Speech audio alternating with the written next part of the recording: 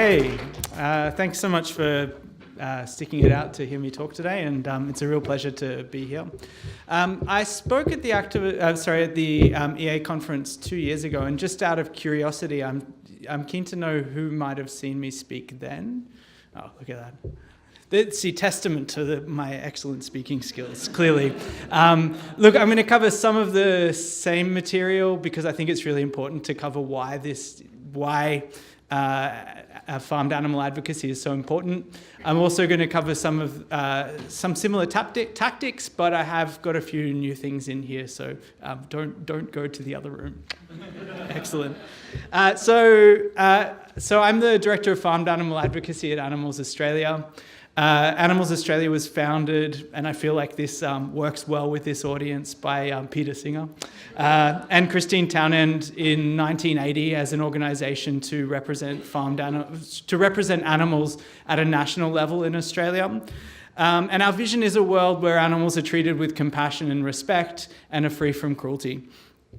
We're the organisation behind the live animal export investigations and campaigns, and I will touch on that briefly, but it's not sort of a central focus of this presentation.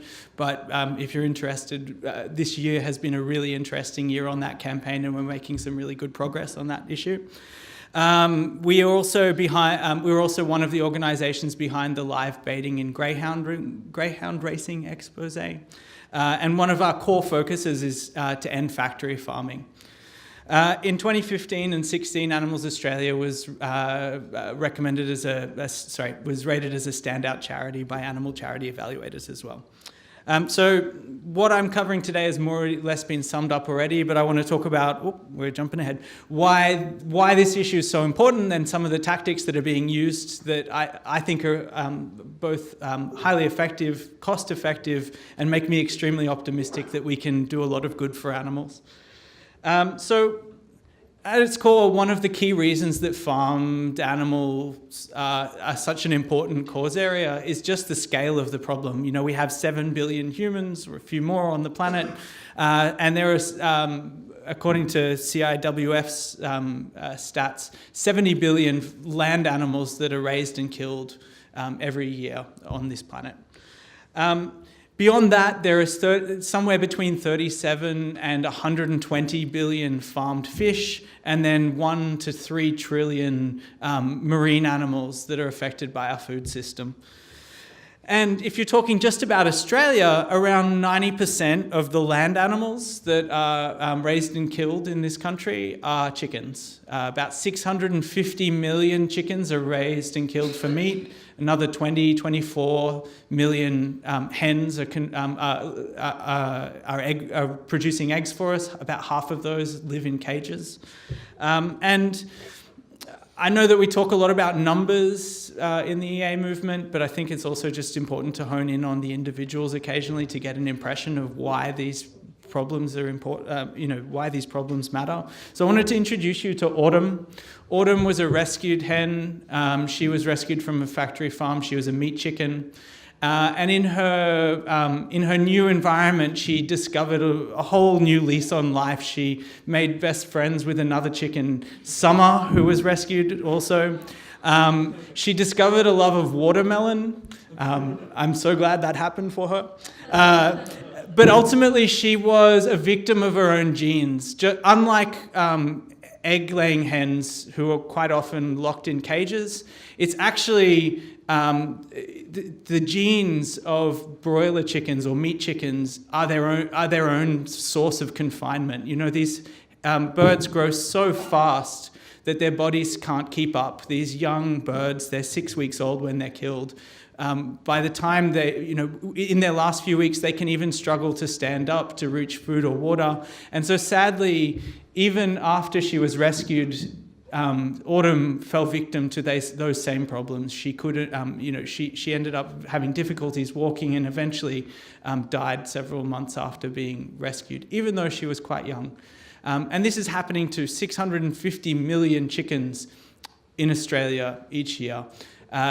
They live in their own feces for their entire lives in these sheds. I'm not going to go into any more detail on the grim side of this, but if you do want to know more about how the lives of animals in factory farms, there are many compelling undercover investigations and footage that you can see of the treatment of farmed animals. So a few years ago, I remember hearing about a neuroscientist. We'll jump to something a little more charming now. And this guy, Dr. Gregory Burns, had decided that he wanted to. He was sort of enamored with his own dog and wanted to understand the intelligence and the minds of dogs a bit better. And so he trained dogs to sit perfectly still in an fMRI machine. So it was monitoring their brain activity. And importantly, he only took volunteers. So if a dog didn't want to participate in the study, they could opt out. They essentially needed to be interested and willing to participate to continue. And what he did is he put them in these machines, had them sit perfectly still, and then he had one of their loved ones, their most loved humans, walk into the room, and he looked at their brain activity when they walked into the room. And what he decided when he was doing this research, and he compared that to the reactions that humans have when their loved ones walk into the room, he said, and this is what stuck with me, he said, I realized that dogs are people too. And I've always wanted to do this research on pigs. I think that would be so compelling. I'm not aware of anyone who has done this research on farmed animals, but we do know that they have rich inner lives. And so researchers have already found that pigs enjoy playing computer games. I'd really like to see one play Guitar Hero. That chickens show behavior that appears to be empathy when they see another bird in distress. That cows have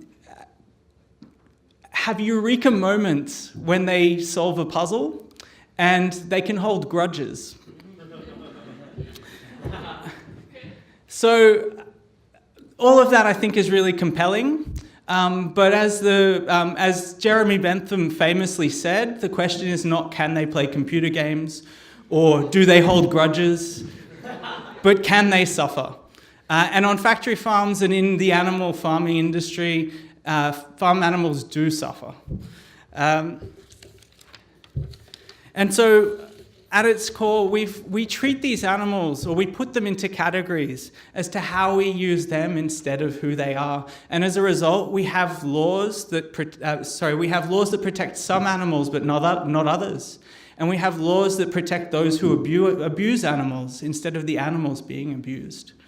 And I think one of the most fundamental things we need to do, and something that we do in the work that we strive to do in our work, is to reframe how we think about animals from something to someone.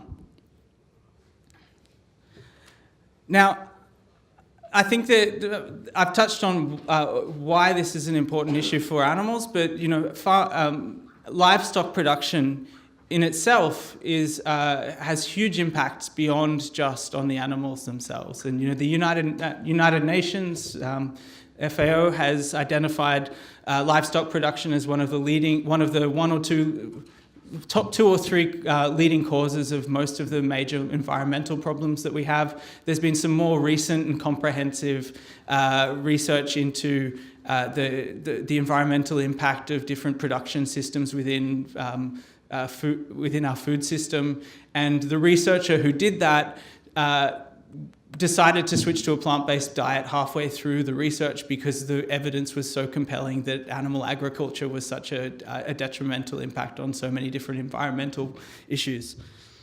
And despite the scale of this problem, even within the animal welfare, the animal protection space, farmed animals get a very small portion of the attention and resources. So this is a display from animal charity evaluators. On the left, you have the number of these are US stats, but the number of animals who are raised and killed every year or used in different sectors. And on the right, you have the amount of funding that goes into these different sectors. And you can see that the farmed animals is just that small little bar at the bottom. I don't have these numbers for Australia, but I could tell you that they would be very similar.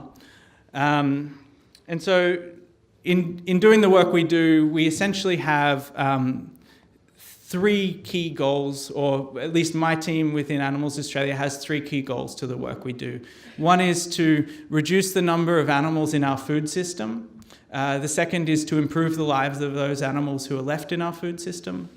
And the third is to build a movement that can achieve all of that.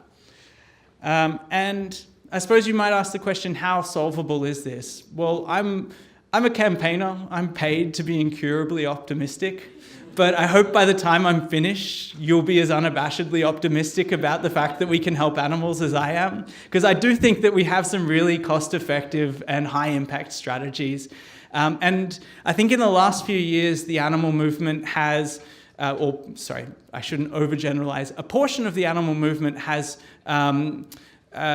put a stronger emphasis on evaluating impact, on effectiveness. And as a result, we've asked some really challenging questions about, are the things that we're doing working? What should we prioritize? Where should our focus be? And out of that have come some really important insights, which I will get to. But to begin with, I want to just sort of break down how I think about advocacy. And for me, there are sort of probably 3, and someone may well point out a 4th that I haven't considered, 3 key ways to affect change for animals, or 3 key ways that we work to affect change. One is individual change, which is inspiring individuals to change their own behaviour. In the case of farmed animal advocacy, that's largely around either reducing your consumption of animal products or switching to a plant-based diet. Then there's institutional advocacy, which is about influencing major corporations or non-governmental institutions to set better policies for animals. That could be higher welfare standards. It could be greater availability of plant-based options. And then the third is judge duty, or the legal change. And my sense is that individual change is really valuable. It is a great way to build the base of people who will help leverage bigger change in the other 2 spheres. But if you were to try and persuade every person on the planet to shift their behaviour, you'd be working at this for a very long time. Political change, I think, has huge potential, but sadly, unlike the wonderful Fiona just before me, a lot of politicians are followers rather than leaders, despite the way we describe them as the leaders of our country. And most political campaigns are very long fought, and getting traction in that space is challenging. So for me, institutional campaigning, and this is a sort of insight that I think a portion of the animal movement has made in recent years, is that institutional campaigns are the sweet spot between those 2 things. You can reach a handful of decision makers who have influence over thousands or millions of animals' lives, and by inspiring them or motivating them to change the policies of their institution, you can affect many, many animals' well-being. So in the last few years, this self-reflection from part of the animal movement has come to the insight that has sort of made us reevaluate things like leafleting as a tactic. It's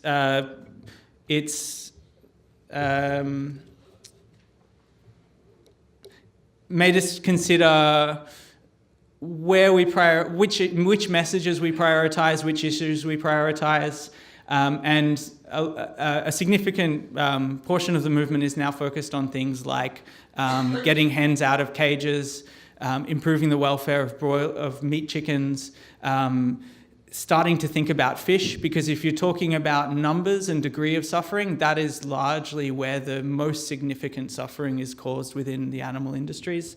And even in communicating to individuals, encouraging people to reduce their consumption or eliminate their consumption of chicken meat, fish, and eggs has started to become part of the messaging of some individual advocacy, because that's where an individual can have the biggest impact as well. But the most significant shift has been this shift from individual advocacy to institutional advocacy. And this poor hen is up there because the key focus of a lot of this institutional advocacy thus far has been on getting companies to stop using cage eggs.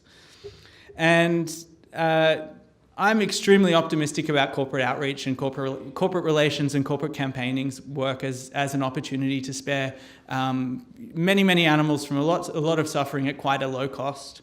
In the last 4 years, a few dozen organisations globally have secured commitments from hundreds of major corporations around the world to get rid of cage eggs.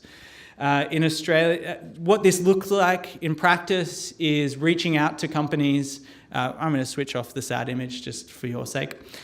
Reaching out to companies, largely initially to start a dialogue, asking them if they'll set a policy to stop using cage eggs, securing meetings, chasing them with phone calls if needed, and then reaching a point either where you have secured a positive policy for animals, or identifying that you need to apply some additional pressure through a public campaign.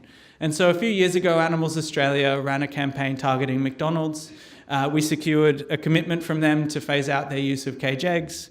As a result, we spared about 312,000 hens from life in a cage each year at a cost of about 13 cents per animal. And that's just a cost for the first year. If you want to sort of project that out at the sort of recurring benefit for animals, it's a much lower cost again. We also run a campaign targeting Aldi. Again, secured a commitment from them to phase out the use of cage eggs. And that campaign for us was at a cost of about spared about 680,000 hens from life in a cage per year at a cost of about 4 cents per hen.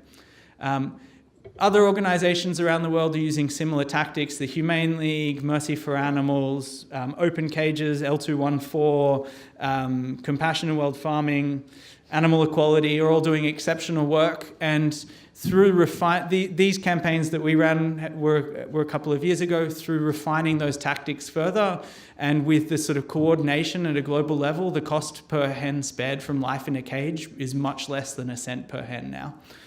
And one of the reasons that this is so effective is because the tactics we're able to use are really low cost themselves. So when we run a campaign, we're not talking about necessarily needing to run big budget campaigns to achieve these outcomes. Look, to be honest, sometimes a meeting with a company is enough. And I've sat down with CEOs before and thought that I was going to have to sort of really make the case. And halfway through the meeting, they said, "We're sold. We're going to do better than what you've asked us to." And we spent the rest of the time just making them feel good about their decision. But yeah, social media has been a really powerful tool in being able to do this sort of work. Email campaigns, Facebook, having customers post on the pages of companies. Online petitions. Digital ads that are targeted specifically to, sort of enhance the exposure of the campaign. In-person actions where needed, and where escalation's really needed, public advertising. And this was probably one of my favourite moments in the Aldi campaign, when we put billboards in their car parks.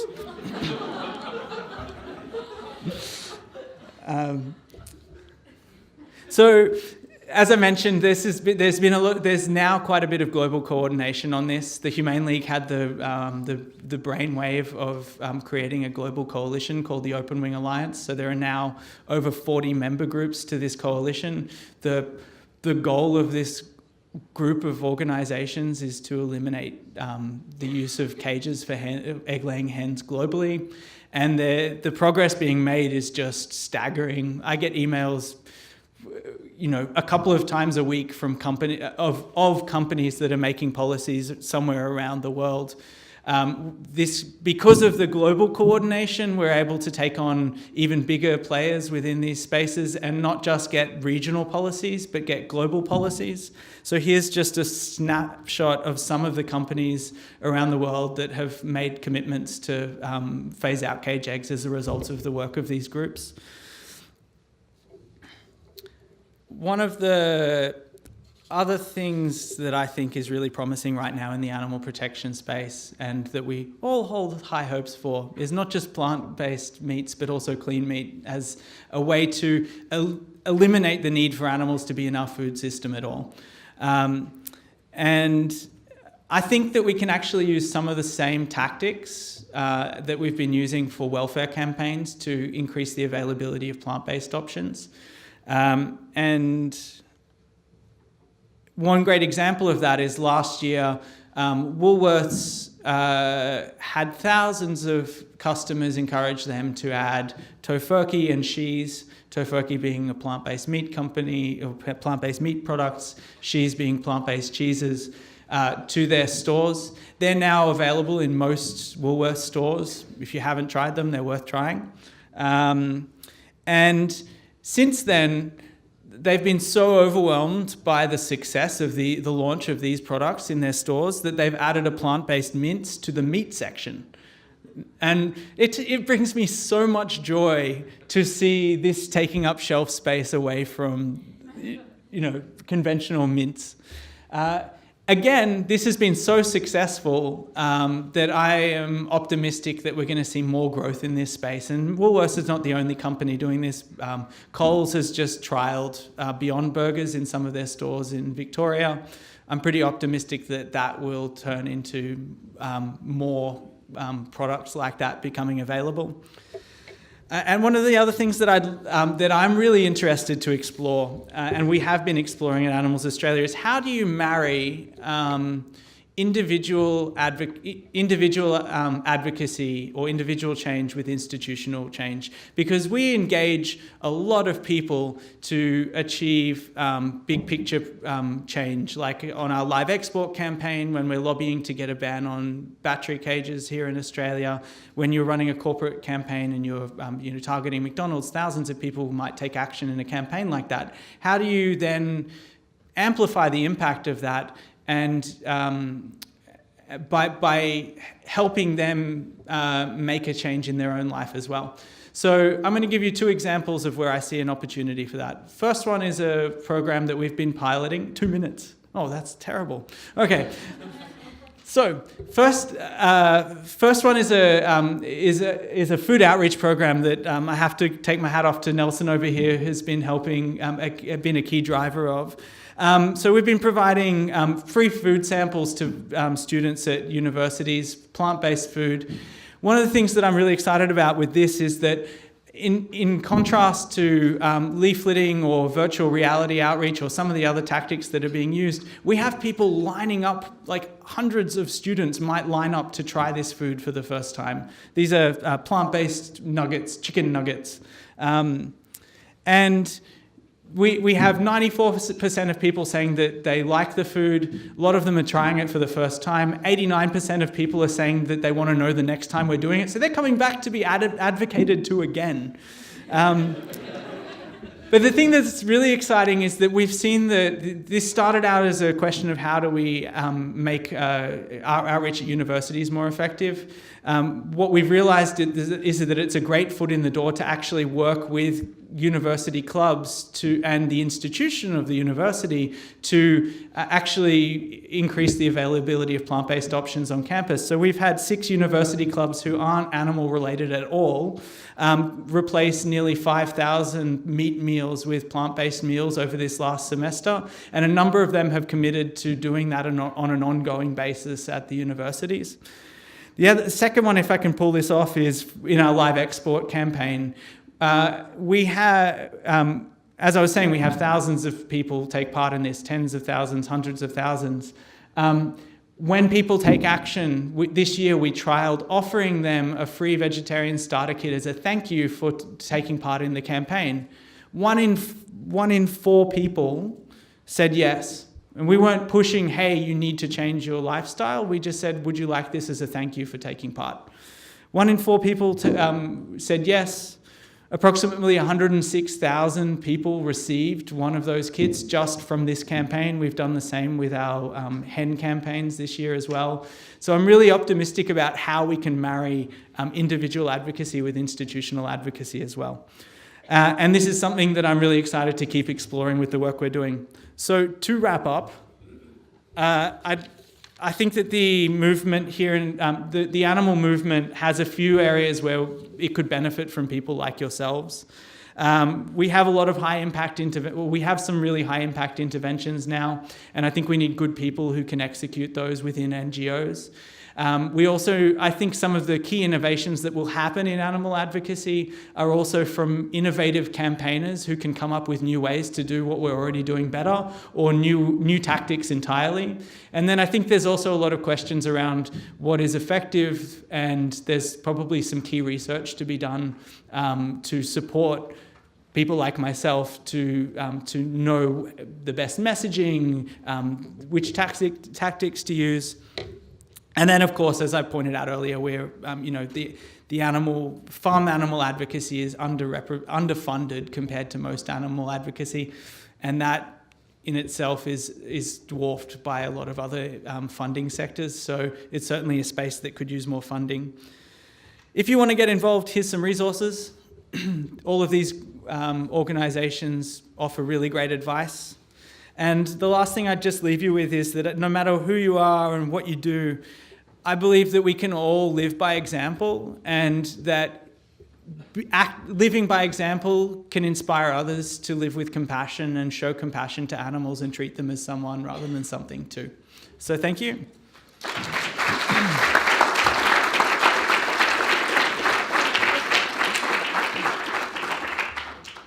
Thanks so much, Jesse. On behalf of many people, I'd like to just express gratitude that you guys have done such wonderful work and thought really strategically about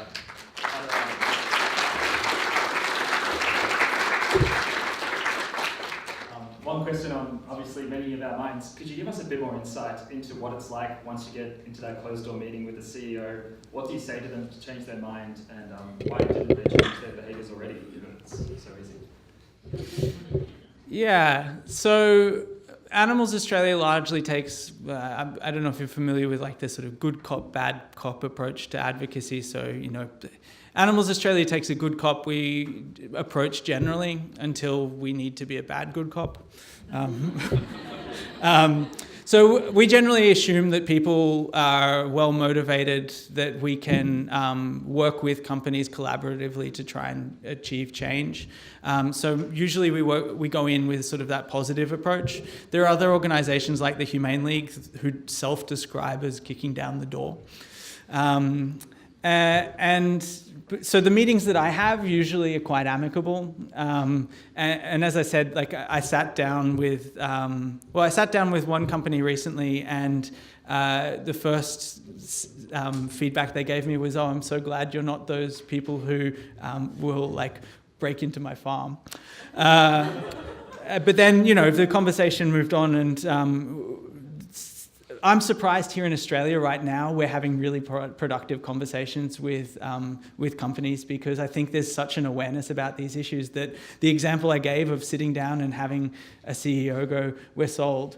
I have to admit, when we first walked into that room, my colleague and I were like, I think this might be a challenging one. And he gave us some objections at first. He's like, oh, well, we use a lot of eggs. And we have no public profile, so this isn't going to be something that's good for our brand. And so we made the case to him. And about 20 minutes later, he said, okay, we'll do that. Great. Yeah. Thank you very much. If anyone has further questions, please track down Jesse in the final break that's coming up after. Yeah, happy to have a chat.